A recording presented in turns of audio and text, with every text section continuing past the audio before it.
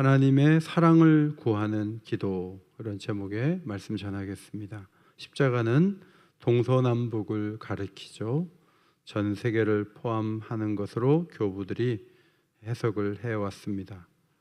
십자가의 수직목과 수평목이 죽으신 예수 그리스도의 사랑의 너비와 깊이, 높이와 깊이를 상징하는 것으로 보았습니다.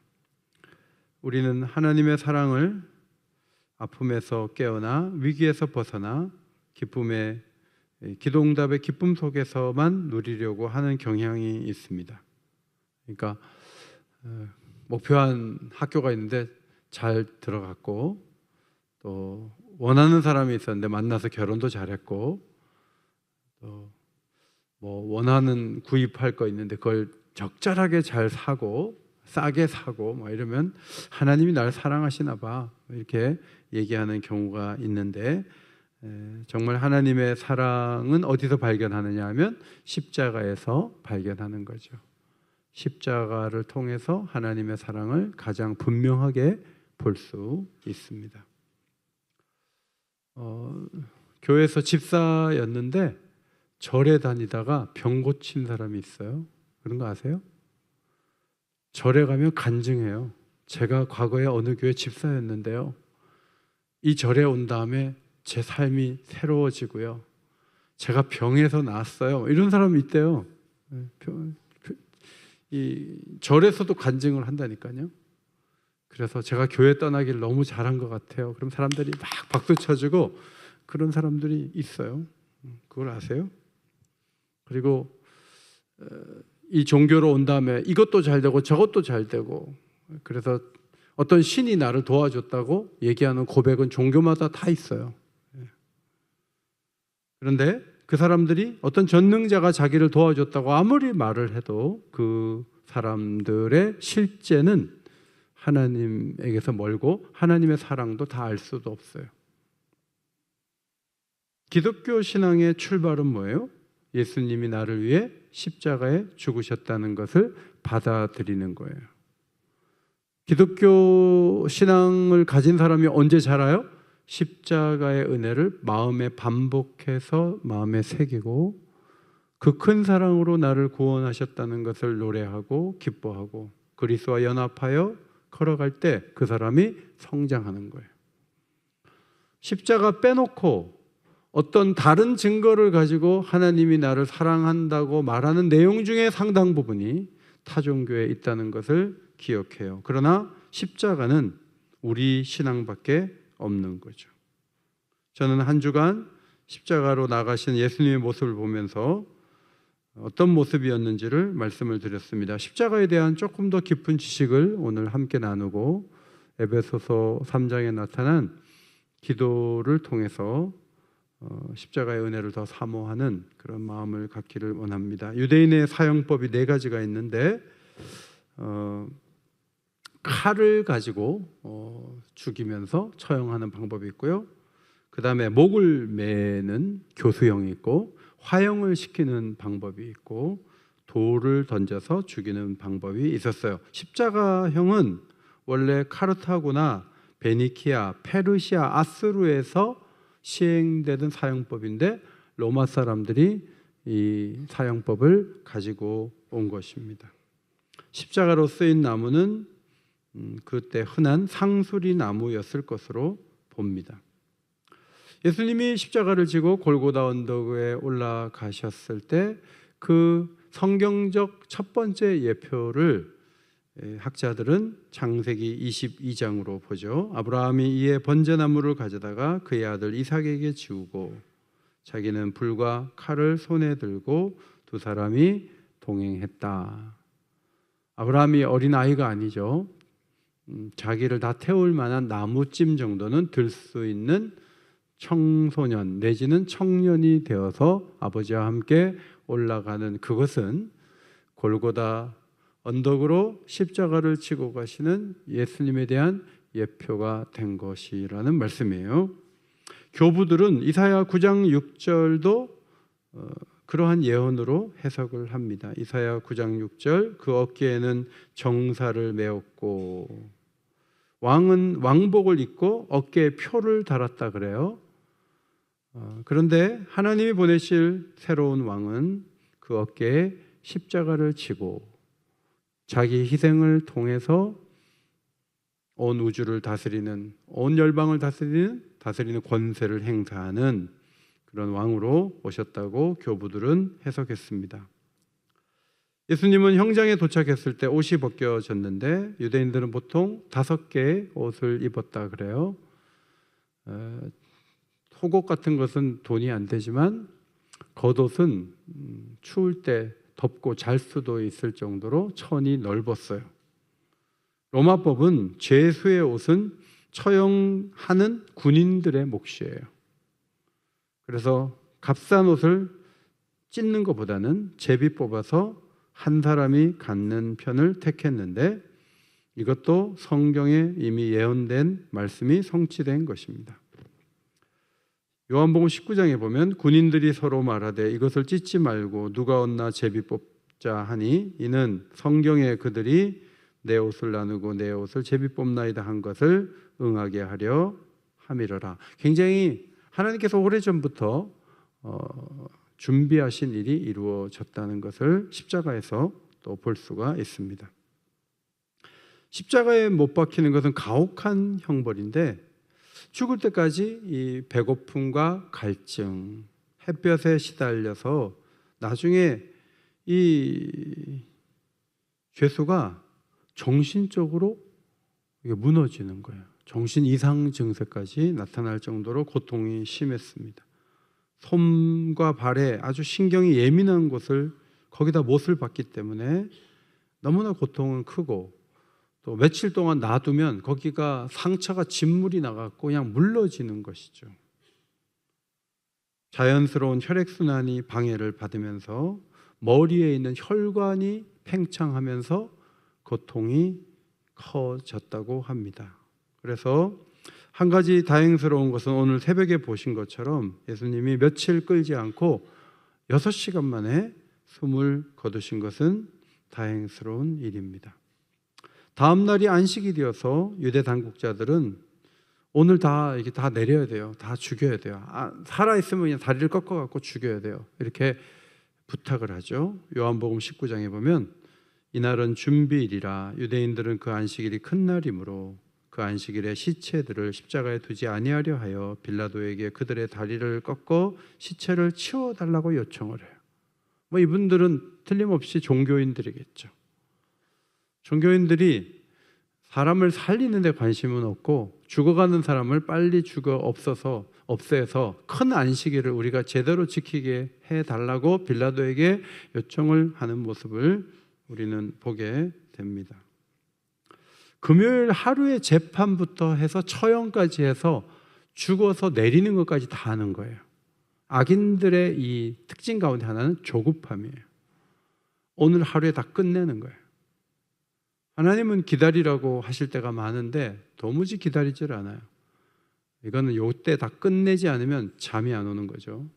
이게 악인들의 특징이에요. 속전속결하는 거죠. 빌라도가 군인을 불러서 얘기한 장면은 안 나오는데 군인들이 가는 걸로 봐서 빌라도가 지시를 한 것 같아요. 예수님 양쪽에 있는 사람들 보니까 살아있어가지고 다리를 다 꺾어요. 그래서 충격에 의해서 다리가 부러지면서 그냥 놀래갖고 죽는 거예요. 2명을 딱 죽이고 예수님께 왔는데 예수님 이미 돌아가셨어요. 창으로 옆구리를 찔르는데 거기에 심장이 있는 거죠. 옆구리를 찔렀을 때 피와 물이 쏟아졌습니다. 일반적으로 십자가에 죽으면 어떻게 하냐면 그냥 놔둬요. 죽어도 그냥 내비두면 새가 와서 파먹어요. 아주 높지 않기 때문에 또 이게 이 상처가 이게 막 물러지면서 그냥 시신이 땅바닥에 떨어지면 짐승들이 와서 먹고 개가 와서 먹고 시신이 다 사라지는 거죠. 하나님은 부활을 위해서 아리마대 사람 요셉을 보내어 정중하게 시신을 장사하도록 하셨습니다. 19장 38절 요한복음 말씀 앞에 보시고 같이 읽겠습니다. 시작. 아리마대 사람 요셉은 예수의 제자이나 유대인이 두려워 그것을 숨기더니 2일 후에 빌라도에게 예수의 시체를 가져가기를 고하매 빌라도가 허락하는지라 이에 가서 예수의 시체를 가져가니라. 그래서 예수님의 시신이 무덤에 묻히게 됐고 사흘 만에 부활하셨습니다. 밀비안 다리 전투라는 그 전투가 있었어요. 이 전투에서 승리한 사람은 콘스탄틴이었습니다. 이 전투가 끝난 다음에 로마는 더 이상 십자가에서 사람 죽이지 말라 처형하는 것을 법으로 금했습니다. 그리고 기독교가 로마의 국교가 되었습니다. 콘스탄틴은 이 전쟁부터 해서 십자가를 군기로 사용했어요. 그리스도를 바라본 것이죠. 이때부터 십자가에 대한 개념이 달라지고 십자가를 사랑하고 십자가를 묵상하고 십자가를 치료하는 사람들이 생기게 된 것입니다. 십자가는 자신들을 위해 죽으신 예수님께로 가는 표시가 되었습니다. 로마 가톨릭 교회는 십자가를 너무 지나치게 많이 사용하고 많이 보게 하죠. 반면 우리 개신교, 프로테스탄트, 우리들은 십자가가 우상이 될까봐 십자가를 가능하면 잘 안 보이게 하죠. 어디 있냐면 십자가가 예배당 저 꼭대기에 있어요. 십자가를 보는 걸 너무 억제해요. 십자가가 우상이 되는 것도 문제지만 십자가가 하나님이 우리를 사랑하셔서 그 아들을 희생의 제물로 주신 하나님의 사랑의 징표라는 것을 보는 도구가 되는 것까지 다 막아버리면, 마음에 물론 그리면 되지만 십자가를 너무 십자가 중심으로 신앙생활을 안 하는 거예요. 십자가를 가끔 고난주간에만 생각을 하다가 그 다음에는 잊어버리다가 1년 있다가 십자가를 생각하는 경향이 개신교에 좀 있어요. 밤에 옥상에 올라가면 네온 사인이 십자가가 쫙 펼쳐지면 막 혀를 차면서 뭔 십자가가 이렇게 많아? 그렇게 혀를 차는 사람이 있죠. 그러나 여러분 2, 3만 명 모이는 일본 도시에 가봐요. 거기 십자가 있나? 십자가 없어요. 우상이 많아요. 하나님께서 많은 교회를 세우시고 십자가를 볼 수 있도록 해주신 건 얼마나 큰 축복이에요, 사실은. 제가 독립문에 살 때 이단교회가 그 아파트 입구에 하나님의 교회 그거 크게 해가지고 나올 때마다 그 사람들 이단들 보는 거예요. 얼마나 열심히 막 청소하고 포교하고. 기독교인들은 짜증이 나죠. 아파트 나올 때마다 하나님의 교회를 봐야 되니까. 이단이죠. 제가 지금 멀리 이사를 가 있는데 기대를 하고 이제 입주를 해서 딱 가보니까 아파트가 이렇게 싹 둘러쌌는데 멀리 안 보이게 아파트가 다 막고 있어요. 그래서 완전히 갇혀 있는 공간이에요. 밑에를 보면 조금 뜰이 있지만 뭐 멀리 볼 수 없어요. 아파트가 싹 앞을 다 가려요. 그런데 여러분 그 중간에 스색교회가 있어요. 스색교회 십자가가 7시면 들어요. 그래서 제 아내가 여보 우리 집은 십자가 뷰예요. 십자가가 보여요. 그래서 저녁에 이렇게 거실에 앉아 있으면 십자가가 환하게 보이는 거예요. 한 번이라도 더 보니까 십자가 생각을 하는 거잖아요. 김인성 선교사님이 십자가를 많이 깎는데 뭐 하루에 10개씩 깎으면 한 달이면 300개씩을 깎는 거예요. 이분은 뭐 책 보는 것도 힘들고 그냥 십자가 계속 깎으면서 예수님 생각하는 거예요. 근데 여러 가지 제품을 막 만드는 거예요. 큰 십자가, 작은 십자가. 그래서 차에 거는 그 가죽띠를 한 십자가도 만들었어요. 만들어가지고 하는데 아이고 천주교인이나 그런 거 하지 우리 개신교가 무슨 십자가를 차에다 걸어 막 이제 그랬거든요. 그랬는데 선교사님의 그 마음이 너무 귀하잖아요. 그래서 한 번은 가죽으로 띈 작은 십자가를 자동차 안에다가 이렇게 묶었어요. 묶어가지고 이렇게 하는데 이게 좀 흔들릴 때마다 십자가가 막 흔들려요. 근데 하루에도 몇 번씩 그 십자가를 보면서 예수님 생각을 해요. 여러분, 십자가를 이거 우상이 돼 하고 무조건 멀리 할 건 아니에요. 마음에도 그리고 눈으로 집에 들어가면 십자가도 벽에 하나 붙여놓고 그걸 보면서 하나님이 나를 사랑하신 가장 구체적인 증거는 저 십자가지. 내 신앙의 중심은 저 십자가야. 하나님께서 내게 주신 사랑의 그 깊이와 넓이, 그걸 알려면 십자가를 바라봐야지. 이 생각을 하는 게 참 중요하다. 그런 마음이 들어요. 그래서 여러분 집에 어디 구석에 십자가 처박아 놓지 말고 꺼내가지고 우리 아들 집에 가니까 그 모퉁이에다가 딱 이렇게 할 수 있게 십자가가 이렇게 끝이 이렇게 그 모서리에 맞게 나왔더라고요. 작은데 굉장히 파워풀해요. 모퉁이에 딱 해서 집안에 십자가 하나는 해놔야지. 해놓고 늘 오면서 가면서 그것을 보면서 그리스도께서 나를 위해 희생하셔서 내가 살게 됐다. 이걸 계속 고백하고 하나님의 사랑을 느끼고 그런 생활이 필요한 거죠. 십자가에 대한 성경 말씀을 자세히 보고 도구가 어떤 의미가 여러 가지 공부도 좋지만 궁극적으로 우리가 예수께서 십자가의 죽음을 통해 우리에게 주시려는 게 뭔가 그걸 아는 것이 매우 중요하죠.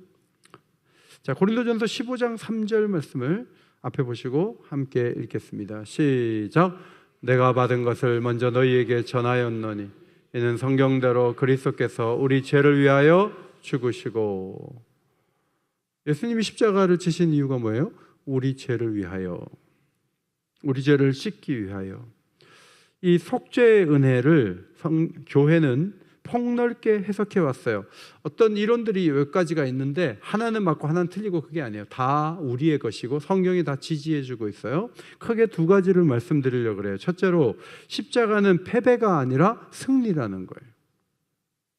십자가를 말할 때 십자가까지만 말하고 부활은 별도로 말하면 십자가는 일시적인 비참함이고 패배로 해석할 수가 있지만 십자가가 부활의 문이라고 본다면 십자가 부활을 분리하지 말고 십자가 속에서 부활을 본다면 십자가가 승리가 될 수 있다는 거예요. 그 말씀이 골로새서 2장 15절이에요. 앞에 보시고 같이 읽겠습니다. 시작. 통치자들과 권세들을 무력화하여 드러내어 구경거리로 삼으시고 십자가로 그들을 이기셨느니라. 여러분, 십자가로 그들을 이겼어요.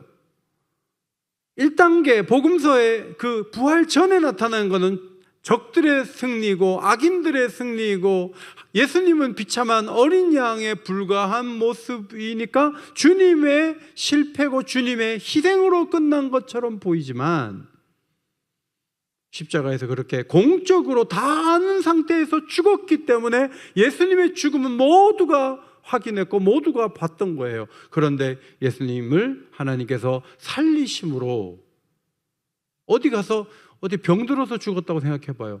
그때 병들어서 죽은 게 아니고 그냥 알타가 일어난 거지 라고 얘기를 하지만 모두가 보는 앞에서 못 박혀 죽었어요. 사람들이 너무나 많이 알아요.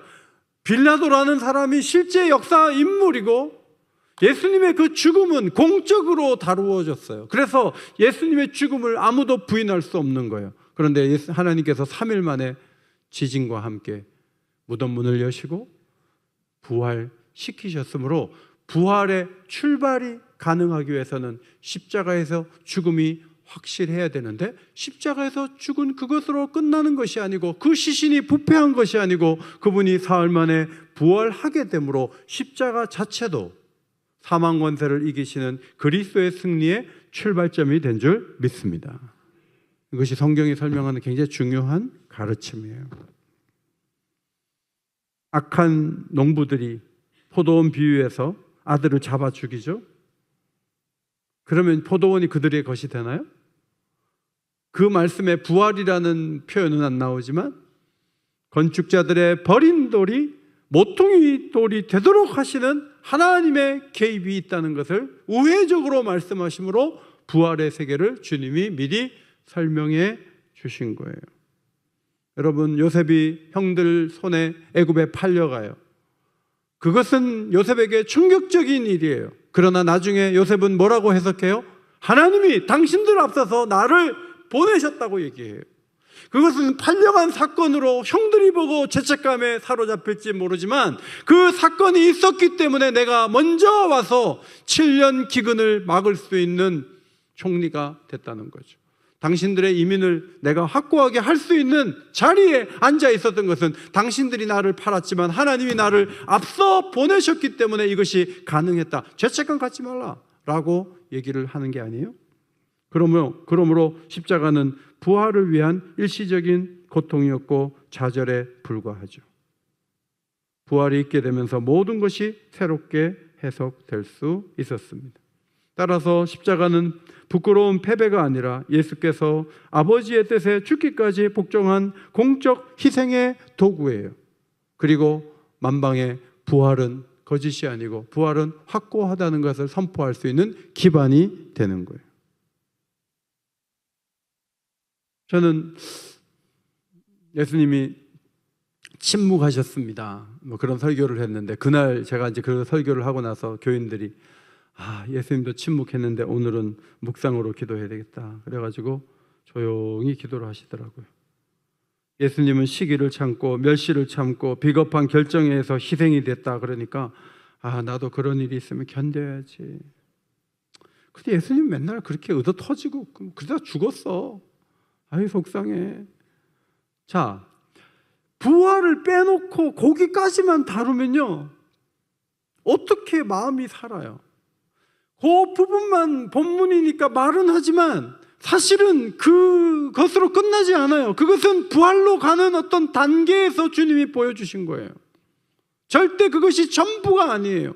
여러분이 억울하게 힘들게 사람들에게 눌려서 생활할 때가 있을 수 있지만 여러분의 마음은 내세와 하나님께서 이루실 부활의 세계와 상 주시는 미래를 바라보면서 그 힘들고 어려운 일들을 때로는 시기로 당하고 때로는 침묵해야 함에도 불구하고 여러분의 내면은 부활시켜 주시는 하나님의 능력을 신뢰하고 내세에 대한 약속을 바라보면서 여러분의 내면은 뜨거워지고 살아있고 생기가 있고 오히려 그것을 더 잘 견딜 수 있는 능력 있는 자리에 나가게 되기를 주의 이름으로 축원합니다.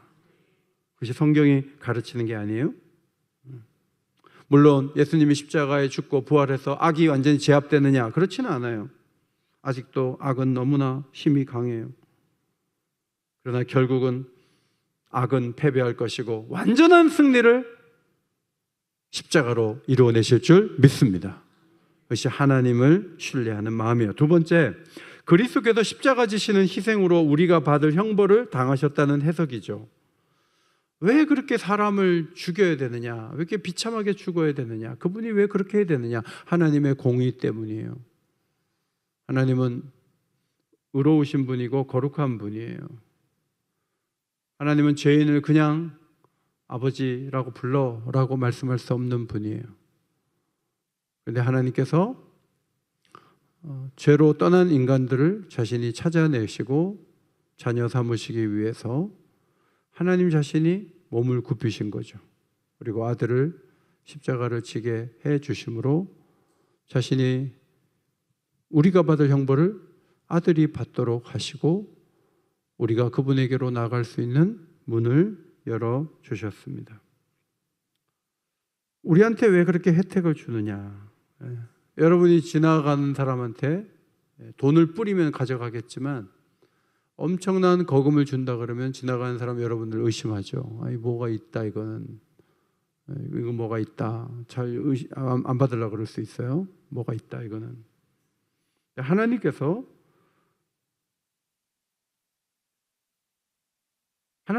그렇게 아들을 희생하면서 우리에게 문을 여시는 이유가 뭔가? 역사를 읽어보면 내가 대신 오게 갈게요 이렇게 말하는 사람들이 감동을 주죠. 그러나 법이 죄 없는 사람을 그렇게 할 수가 없잖아요. 죄인을 형벌을 줘야지.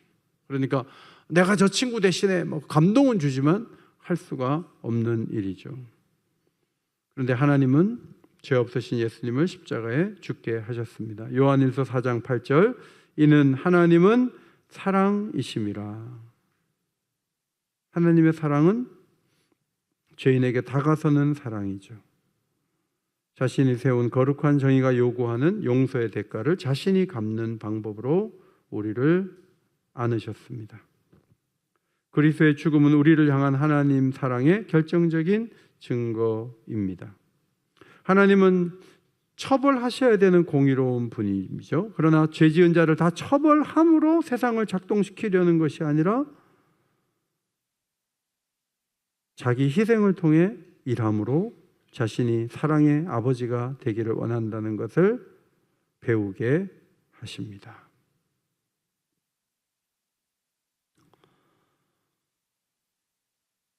여러분, 부모라 그래서 모든 자녀가 부모를 공경하지는 않잖아요. 자녀들이 부모를 공경하는 이유가 저분이 나를 낳았어. 내가 아버지가 있으니까 내가 태어난 거지. 그러니까 나는 아버지가 어떻게 하든 내가 아버지 공경해야지. 이런 사람도 있지만 대부분 자녀들이 어머니 존경하고 아버지 존경하는 이유가 뭐예요? 부모가 먼저 사랑하고 다 주려고 하는 그 태도를 봤기 때문에 그래요. 어머니 20만 원씩 계속 송금할게요. 그래서 20만 원 송금하면 1년에 240만 원인데 딱 갔더니 어머니가 여기 뭐 약장사가 와가지고 요를 하나 샀는데 그게 240만 원이더라. 그래갖고 네가 보내준 돈 너무 고맙게 잘 써서 요가 하나 생겼다. 그런데 전기도 잘 안 들어오고 이상한 요를 사가지고 자식을 속썩이는 부모님도 있을 수 있어요. 그러나 대부분의 부모는 어떻게 해요?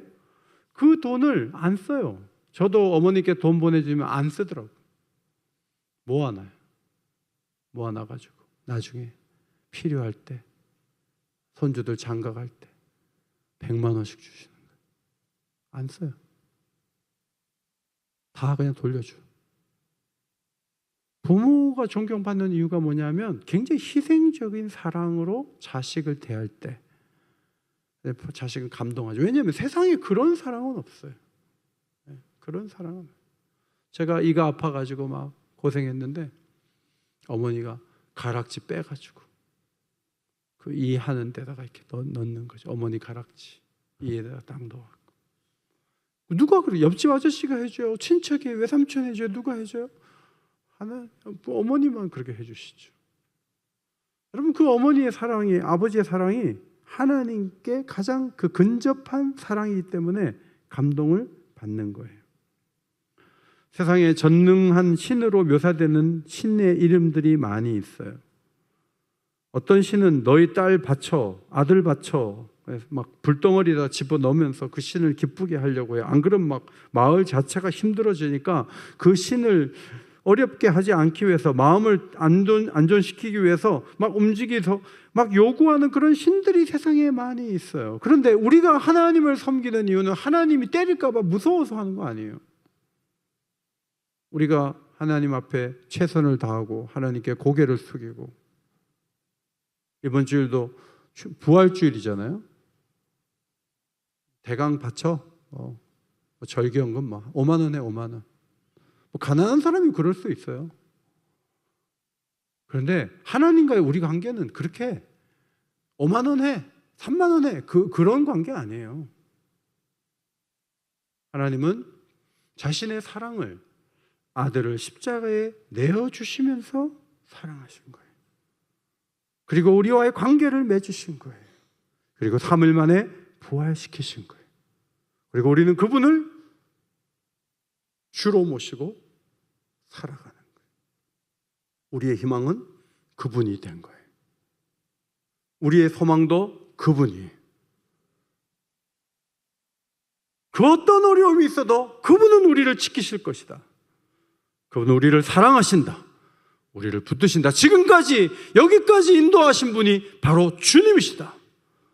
이 믿음을 가지고 우리가 부활절을 맞이하는 거예요.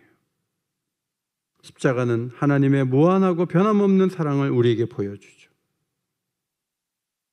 요한복음 3장 16절, 너무나 잘 아는 말씀이죠. 큰 소리로 읽습니다. 시작. 하나님의 세상을 이처럼 사랑하사 독생자를 주셨으니 이는 그를 믿는 자마다 멸망하지 않고 영생을 얻게 하려 하심이라. 여러분, 이 말씀 보면 하나님이 우리보다 예수님을 사랑 그 아래에 놓으신 거예요. 독생자를 주고 우리를 얻기 위해서. 이유는 우리를 살리시기 위해서 예수님을 죽음의 자리에 내모신 것입니다. 사람의 죄는 하나님으로부터 멀어지게 만들지만 그리스도의 죽음은 하나님과 우리 사이에 화해의 문을 여셨습니다. 십자가의 고통을 통해 하나님은 역사 속에서 자신이 누구인지를 보여주시고 사람들을 자신에게로 이끌어 자녀 삼으시죠. 오늘 아까 읽은 본문 에베소에 보내는 편지에서 알려진 이 기도문, 이 기도문은 사랑을 위한 기도예요. 어떤 기도인지 조금 살펴보기를 원합니다. 16절을 앞에 보시고 같이 읽도록 하겠습니다. 16절 시작. 그의 영광의 풍성함을 따라 그의 성령으로 말미암아 너희 속사람을 능력으로 강건하게 하시오며.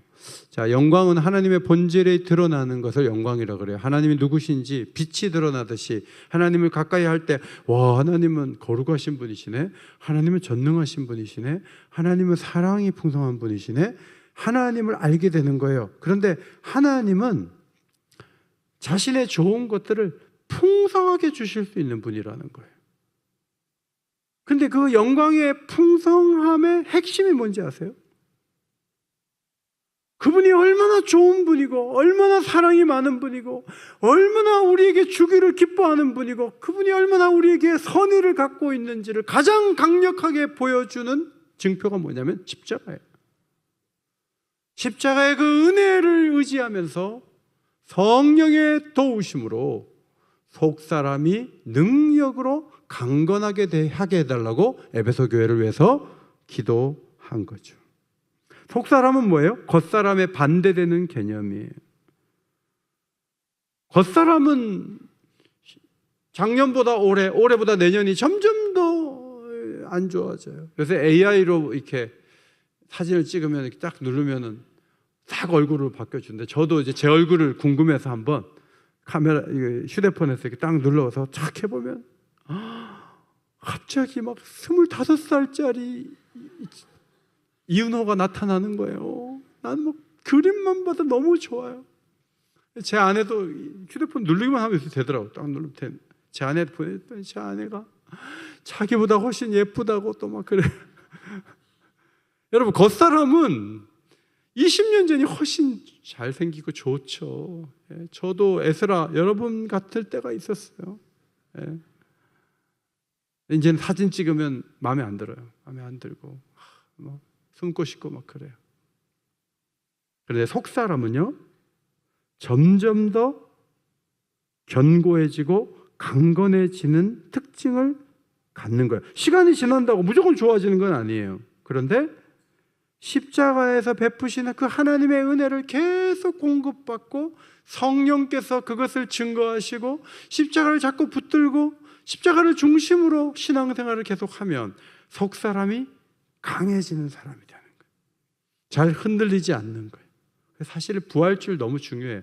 이 무교절을 일주일 동안 지키게 했잖아요. 우리도 일주일 동안 고난주간 특별 새벽기도에 모여가지고 계속 십자가 보고 예수님 바라보고 예수님 막 병 고치고 사람 살리고 그럴 때 기분 좋은데 이 뒷부분은 예수님 맞고 억울하고 막 그런 거 보잖아요. 그런데 그 속에 뭐가 있냐면 하나님이 우리를 그토록 사랑하셨다는 하나님의 마음이 담겨 있는 거죠.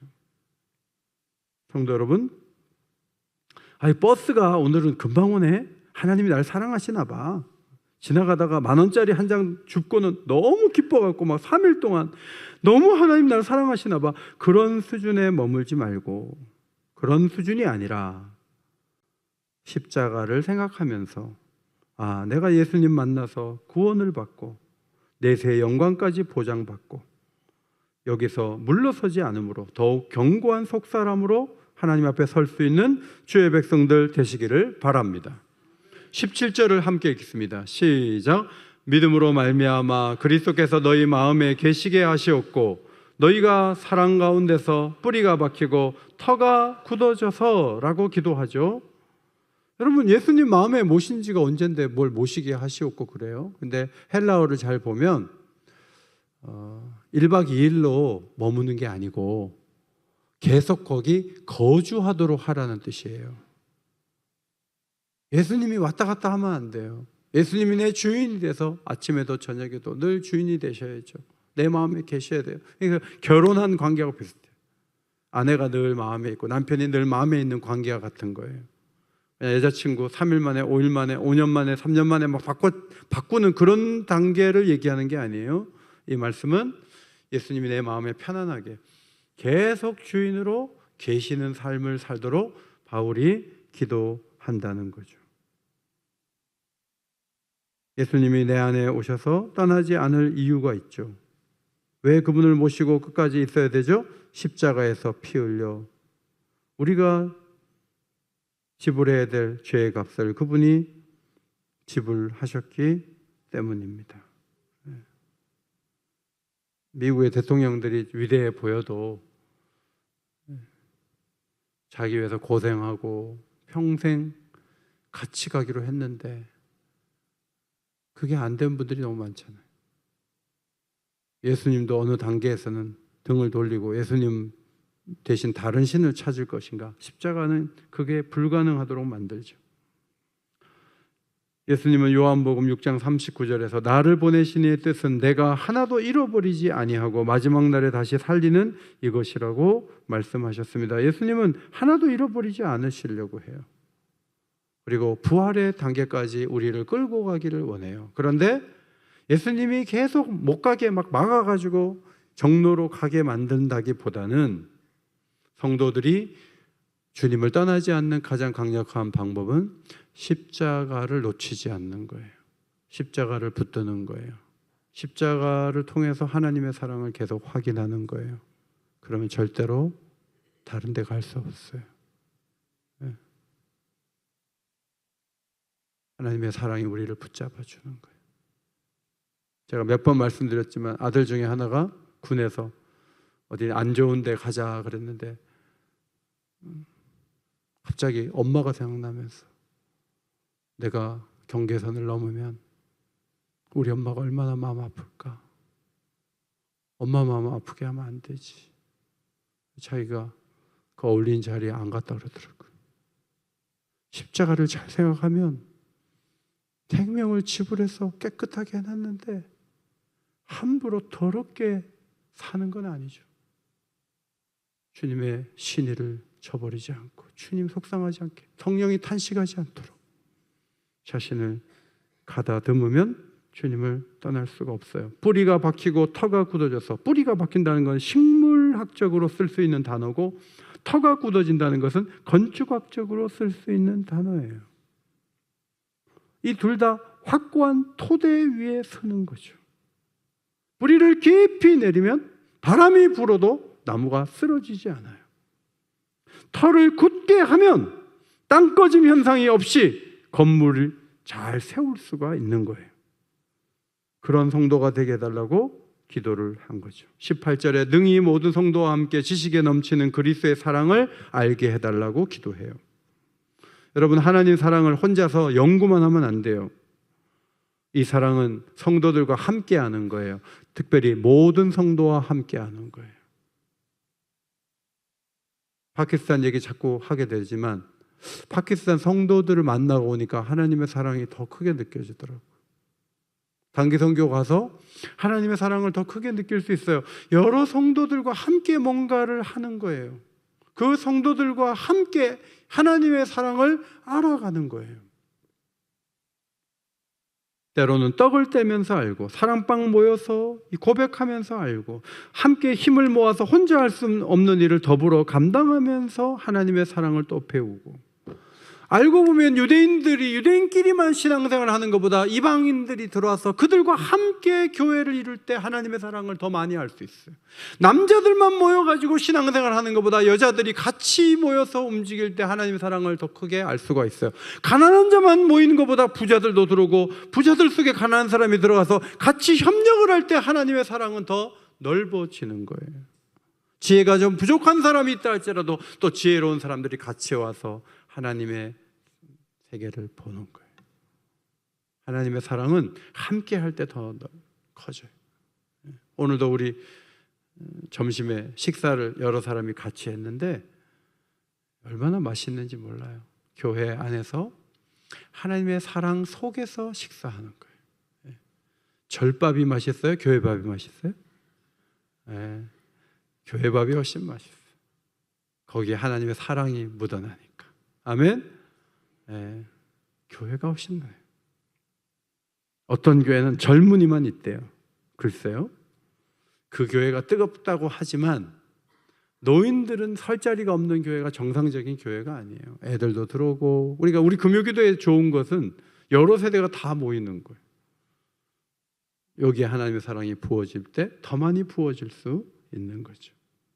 함께 알아가면서 너비와 길이, 높이와 깊이를 알게 되는 거죠. 그런데 이 건물은 너무 커서 돌아다녀도 트레이더스 건물보다 더 큰 거예요. 그래서 가도 끝이 없는 건물과 같아요. 하나님의 사랑을 나무로 보면 너무 높고 너무 큰 나무고요. 건물로 하면 하루 종일 다녀도, 아니 몇 날 며칠 몇 년을 다녀도 다 다닐 수 없는 엄청난 건물과 같은 거예요. 거기에 하나님의 사랑이 방마다 있는 거예요. 누가 다 봤다 그래요. 누가 다 경험했다 그래요. 그래서 나는 뭐 신앙생활 하는데 이제 잘하지도 않고 알 거 다 알고 교회 뭐 가서 들으면 뭐 그게 그거고 뭐 난 새로움이 없어. 영적으로 우둔한 거예요.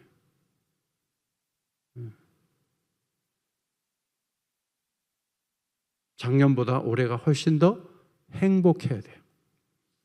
그리고 올해보다 내년의 고난주간에는 예수님을 더 깊이 아는 기쁨이 여러분에 있기를 바랍니다.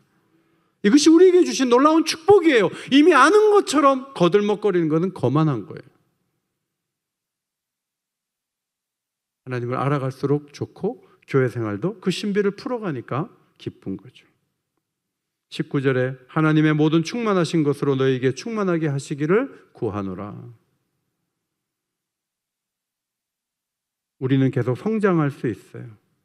우리는 그에게까지 자라죠. 헬라어로는 하나님의 충만하심까지 채워지기를 구한다, 이렇게 번역돼요. 하나님의 충만하심까지 채워져야 돼요. 그럼 우리가 온전해지는 거예요. 지금은 온전하지 않은 부분들이 여러 가지가 있는데 점점 더 그 사랑이 채워지면서 자라면서 새로워지면서 사랑스러운 사람이 되는 거예요. 거룩한 사람이 되는 거예요. 마지막 요한복음 17장 26절 앞에 보시고 같이 읽겠습니다. 시작. 내가 아버지의 이름을 그들에게 알게 하였고 또 알게 하리니 이는 나를 사랑하신 사랑이 그들 안에 있고 나도 그들 안에 있게 하려 하심이니이다. 하나님이 세상을 보는 눈으로 보고 하나님이 기뻐하신 걸 나도 기뻐하고 하나님 싫어하는 것을 나도 싫어하고 하나님 원하신 방향으로 갈 수 있는 힘이 하나님에게서 나오죠. 하나님의 사랑에서 나와요. 그 중심에 십자가가 있는 거예요. 십자가를 더 사랑하시기를 바랍니다. 그리고 십자가에 대한 찬송 좀 많이 부르세요. 집에서 보혈에 대한 찬송 지난번에도 많이 부르자고 제가 말씀드렸는데 신앙생활을 교회 옮겨가지고 뜨겁게 하는 거 아니에요. 신앙생활은 십자가로 좀 더 다가서면서 자라고 바뀌고 새로워지는 거예요. 그거 신앙생활의 아주 아름다운 모습인데 이 시간 찬송 150장 마음을 다해서 150장 찬송을 소리 높여 찬양하도록 하겠습니다.